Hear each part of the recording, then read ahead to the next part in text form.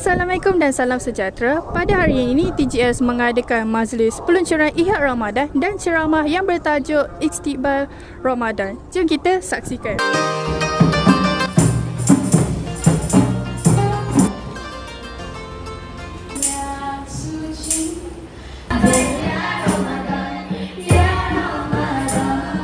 Assalamualaikum asyrafil anbiya wal mursalin ajma'in.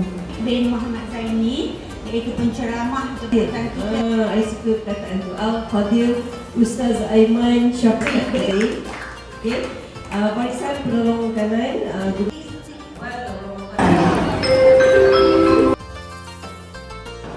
Para penumpang yang dihormati, selamat datang ke dalam pesawat Ramadan Airline MH1447.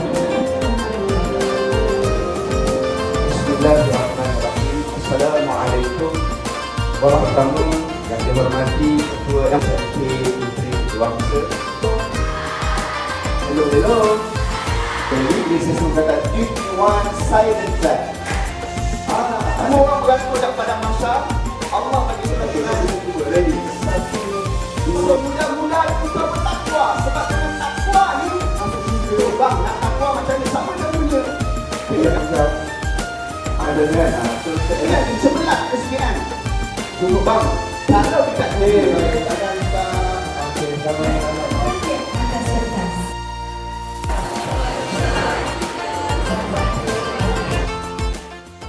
Akak, apa yang akak dapat daripada ceramah Ustaz tadi? Ustaz beritahu kita orang yang kita hidup dua kali dan mati sekali. Ada dua kehidupan, iaitu satu alam kehidupan di dunia dan alam yang kedua ialah alam selepas kita dibangkitkan pada hari kiamat.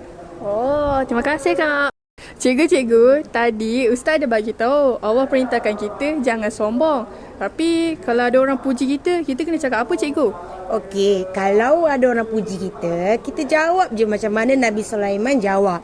Haza min fadli rabbi. Okey, semua Allah yang beri. Semuanya atas izin Allah. Oh, okey cikgu, terima kasih. Sama. Kawan-kawan nak tahu tak program apa yang disediakan untuk murid bukan Islam pada hari ini? Jom.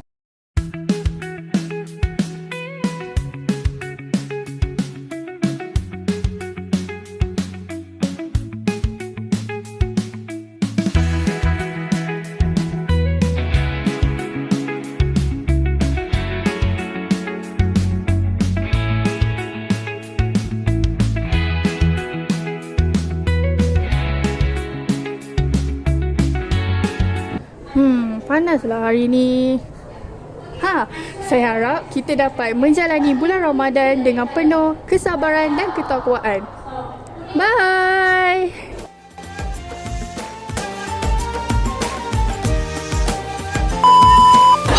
Terima kasih Panitia Pendidikan Islam.